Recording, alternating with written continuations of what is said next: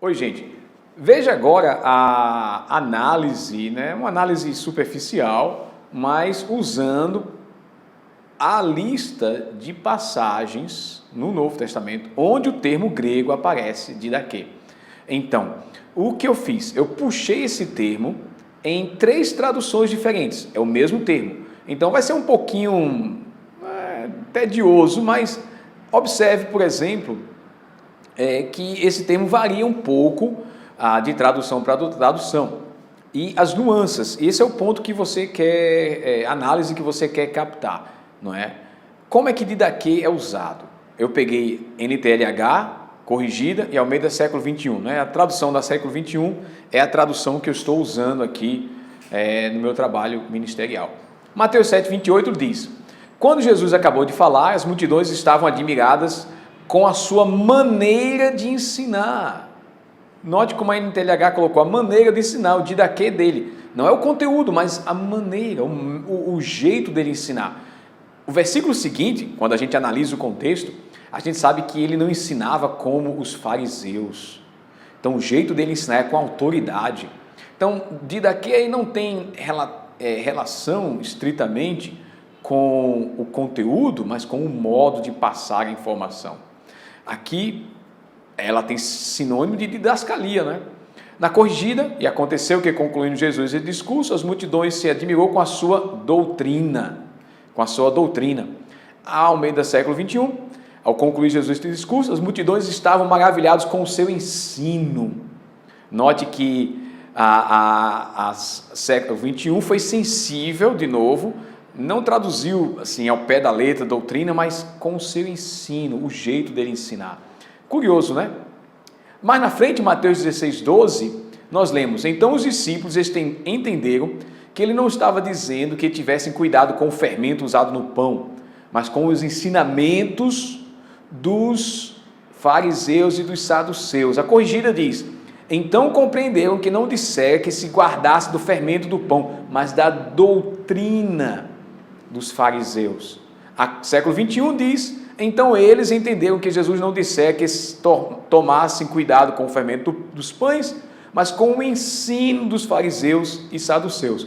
Então aqui ensino, a linguagem de hoje coloca ensinamentos. A doutrina aqui é no sentido do conjunto de ensinos que os fariseus e saduceus traziam, a teologia deles, né? Se a gente pudesse colocar num sinônimo aí. Então, doutrina aí, didaquê aí, tem sinônimo de conjunto de doutrinas. Pois bem, vamos avançar.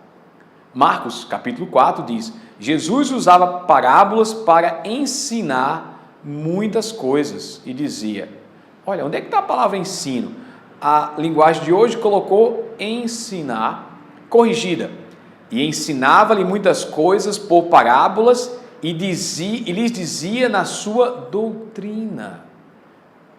Ele lhe ensinava muitas coisas por meio de parábolas e dizia-lhes. Interessante que a corrigida, como sempre, ela é literal, ela é ao pé da letra, ela é dura, mas ela mostra como está lá no original. E é sempre bom começar um estudo pela corrigida, ou a corrigida fiel. Note que a palavra doutrina está aqui no final, certo? Ensinava-lhe muitas coisas por parábolas e lhe dizia na sua doutrina. Tanto a linguagem de hoje como a século XXI pegou o substantivo didaquê e colocou como um verbo, não é? E lhes ensinava. E aqui diz, e lhes, na linguagem de hoje diz, usava parábolas para ensinar. Note como os tradutores tiveram dificuldade em tornar isso algo mais compreensível do que a corrigida. Muito interessante. Vamos avançar. João, linguagem de hoje, Jesus disse: o que eu ensino não vem de mim, mas vem de Deus que me enviou.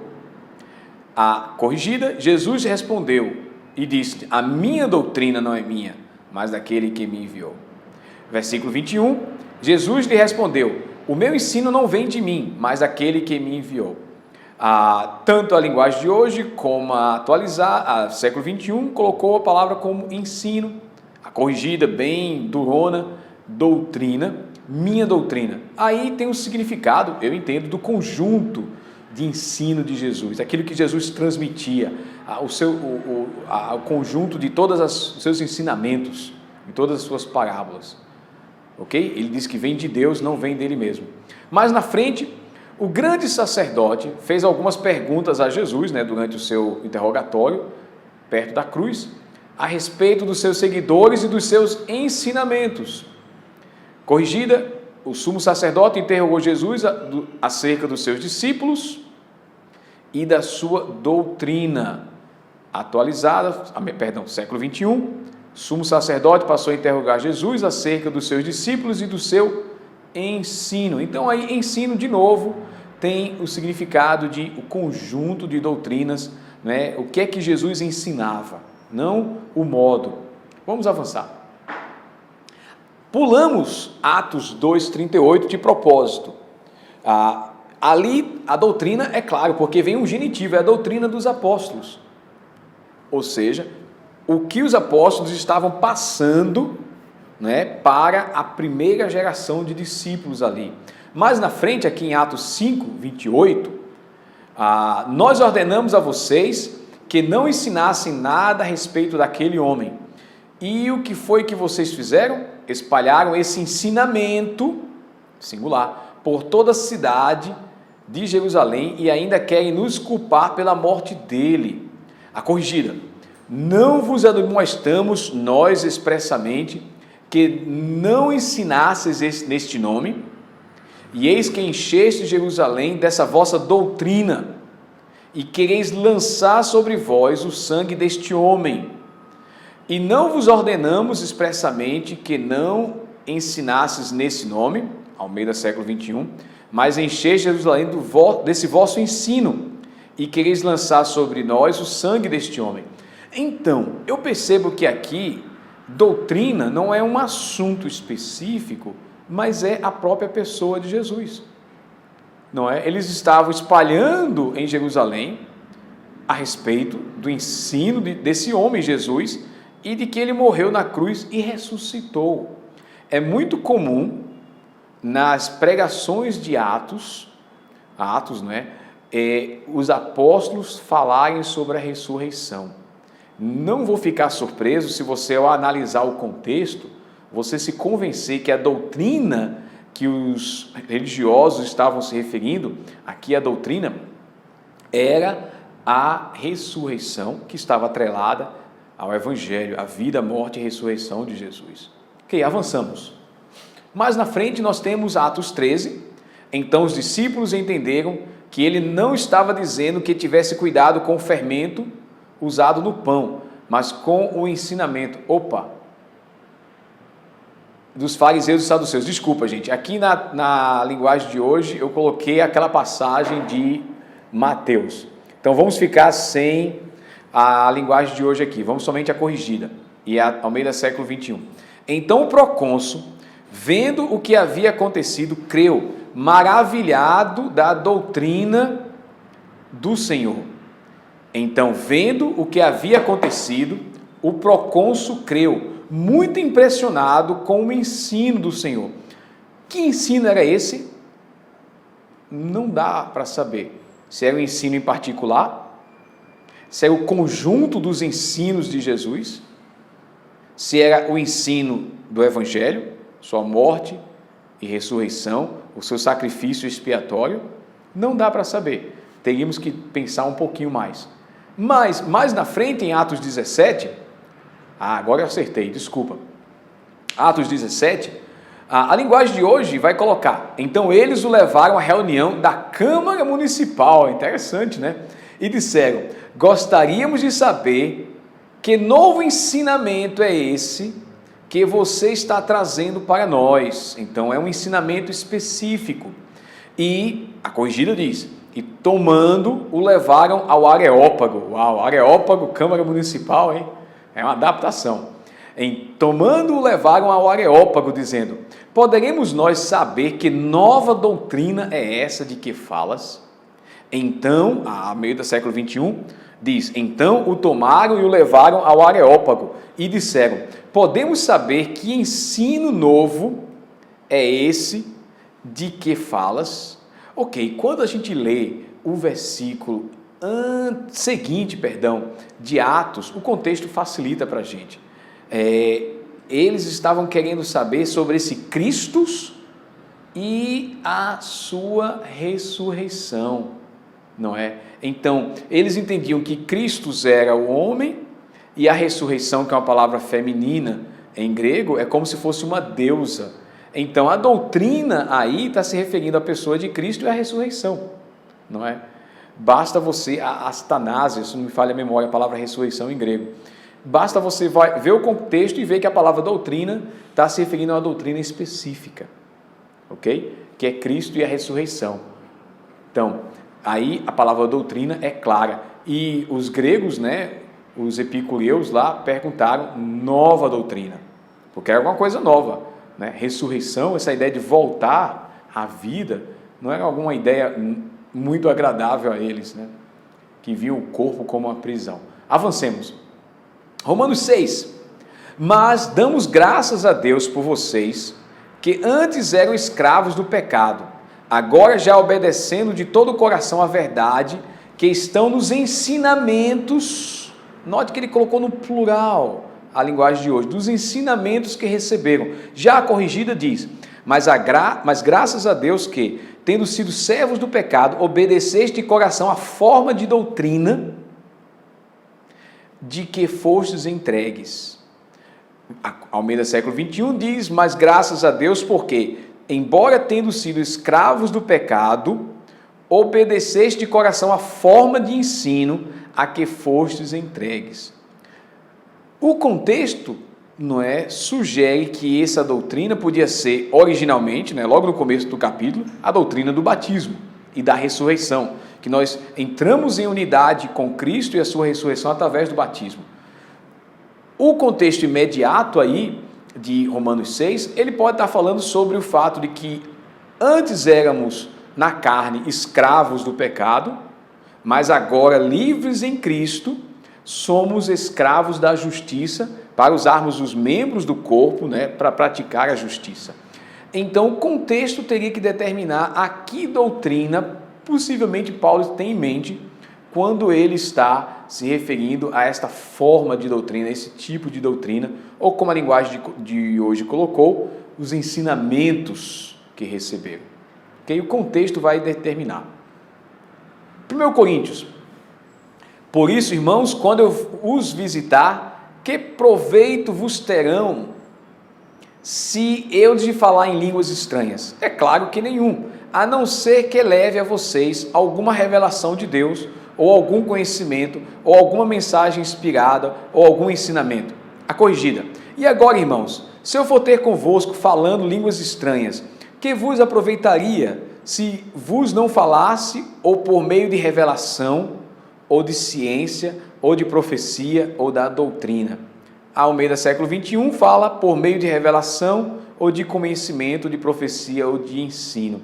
Então, aqui no contexto de culto, 1 Coríntios 14, doutrina no sentido de ensino e referindo-se aos dons, me faz pensar que não é uma doutrina específica, mas o ato de ensinar, de você transmitir alguma coisa por línguas, por revelação, por um conhecimento, uma informação, uma profecia ou através do ato do ensino, não é?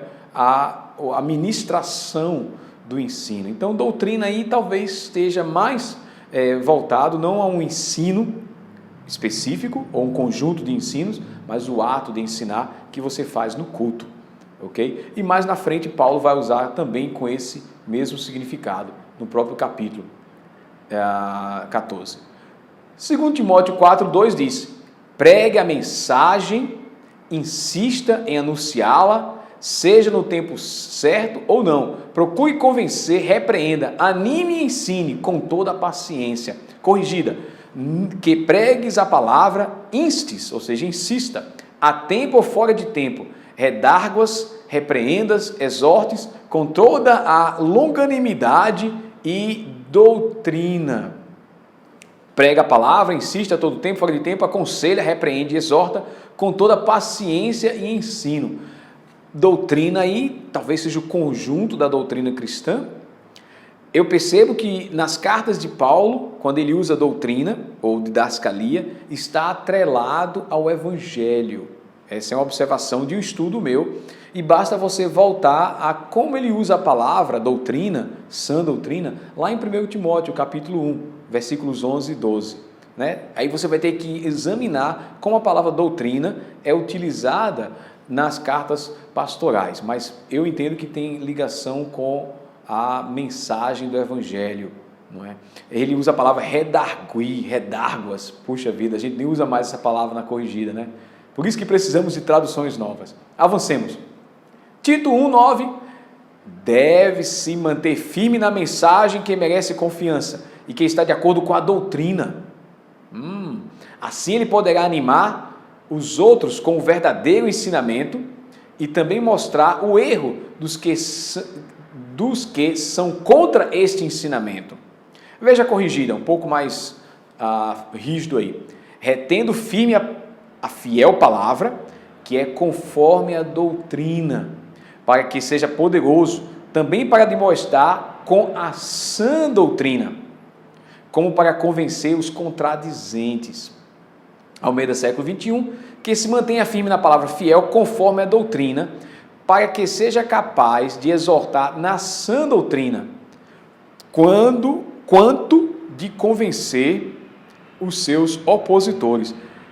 Teríamos que ver no contexto se doutrina tem a ver com os mentirosos atenienses, não é? E aí a doutrina é falar a verdade, ou a doutrina no sentido das cartas pastorais, que pode ser também o evangelho. A gente precisaria examinar com mais calma. Mas pelo jeito Paulo está falando de doutrina, um conjunto de doutrinas em que pessoas se contradiziam, se opunham a ela, que eram contra esse ensinamento, como a linguagem de hoje coloca.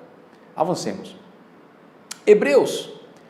O ensinamento a respeito dos batismos, da cerimônia de pôr as mãos sobre os cristãos, a ressurreição dos mortos e o julgamento eterno. Veja a corrigida. A doutrina e da doutrina dos batismos, da imposição dos mortos, da imposição das mãos, estou lendo rápido demais, da ressurreição dos mortos e do juízo eterno. A Almeida século 21 não muda muito. O ensino sobre batismo, imposição de mãos, ressurreição dos mortos e juízo eterno. Pois bem, aqui doutrina é um assunto específico. Qual é o ensinamento do Novo Testamento sobre batismos? Batismo de João, batismo com o Espírito, batismo nas águas. Qual é o ensinamento sobre imposição de mãos, ressurreição dos mortos, juízo eterno? Então, doutrina aqui tem a ver com um ensinamento específico. Não é? O que é que o Novo Testamento fala sobre esses assuntos? Aí perceba que doutrina é um ensinamento específico e não um conjunto de doutrinas. Avancemos para Hebreus 13, diz assim: e não se deixem levar por ensinamentos diferentes e estranhos que tiram vocês do caminho certo. É bom sermos espiritualmente fortes por meio da graça de Deus e não por meio da obediência a regras sobre alimentos, pois os que obedecem a essas regras não têm sido ajudados por elas. Corrigida. Não vos deixeis levar em redor por doutrinas várias e estranhas. Note o plural, doutrinas várias e estranhas, porque bom é que o coração se fortifique com a graça, e não com manjares, alimentos, que de nada aproveitam aos que a eles se entregam. Não vos deixeis levar por doutrinas diversas e estranhas, pois é bom que o coração seja fortificado pela graça, e não por alimentos, que não trouxeram benefício algum aos que se preocupam com eles. Então, doutrinas, primeiro aqui está no plural, são doutrinas que é estranha ao conjunto de doutrinas cristãs, e essas doutrinas estranhas, elas não se baseiam na graça, mas se baseiam na preocupação com alimentos. Então, pessoas que talvez enfatizam a pureza, não é? A diferenciação, se você se preocupar muito com alimentos. Então, aqui doutrinas é específico, mas também genérico, né? Ok, avancemos. Segundo João, esse texto é interessante. Ele diz: quem não fica com o ensinamento de Cristo, mas vai além dele, não tem Deus. Porém, quem fica com o ensinamento de Cristo, esse tem tanto o Pai como o Filho. Se for alguém até vocês e não levar o ensinamento de Cristo, não recebam essa pessoa por causa de vocês, nem lhes digam que a paz esteja com vocês. Veja a corrigida: todo aquele que se prevarica, que se desvia e não persevera na doutrina de Cristo, não tem a Deus. Quem persevera na doutrina de Cristo, esse tem tanto o Pai como o Filho. Se alguém vem ter convosco que não traz esta doutrina, não recebais, nem em casa, nem tampouco os saudeis. Então, a doutrina aqui é uma doutrina específica. Note o pronome, esta doutrina. Que doutrina é esta? A doutrina de Cristo.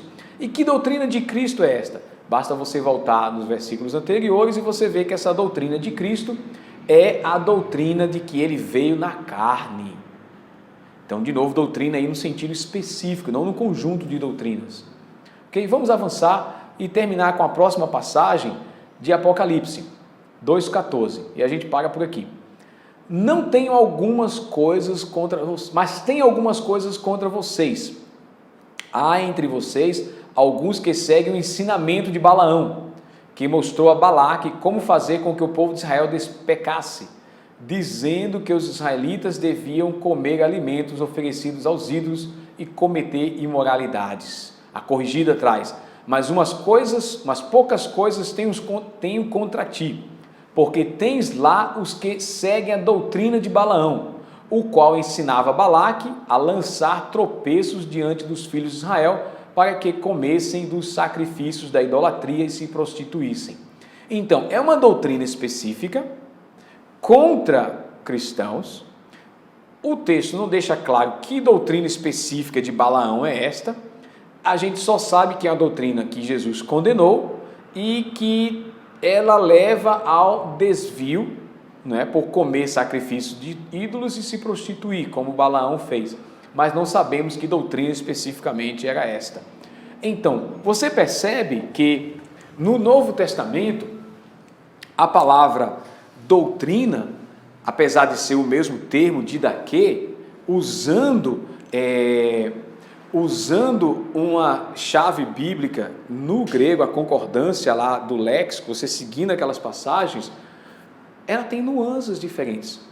Didaquê vai significar conjunto de doutrinas, a doutrina dos fariseus, a doutrina dos apóstolos, não é? Vai significar uma doutrina específica, não é? Doutrinas de alimentos, doutrina de batismo, de imposição de mãos, ou pode ser também ainda, em alguns poucos casos, o jeito como você transmite a doutrina, como você ensina, como por exemplo lá em 1 Coríntios 14. Então, uma observação de várias passagens, dá para você fazer um estudozinho.